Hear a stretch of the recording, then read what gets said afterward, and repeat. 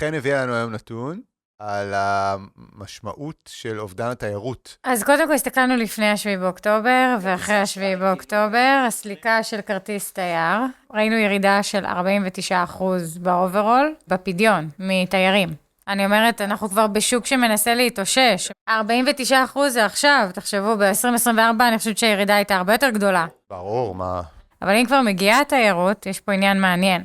לקחנו מדגם של כמה מסעדות, שף, חלקן קשרות, חלקן לא. ואיפה שבאמת ראינו את הירידה הכי חדה, זה דווקא מסעדות שף שהן לא קשרות. שם יש ירידה של אזור ה-70% בפדיון מתיירים. וואו.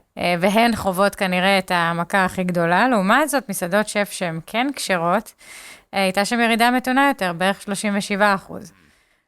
זה רומז לנו שתיירים, יש להם זיקה לדת, לכשרות כנראה. אני חושב שגם אחרי השביעי באוקטובר היה באמת נהירה של יהודים לארץ. נכון שהרבה עזבו, אבל גם הרבה עשו סוג של עלייה, או באו לבקר או להיות בתקופה הזאת. וכן, זה מרגיש שתל אביב התרוקנה מתיירים.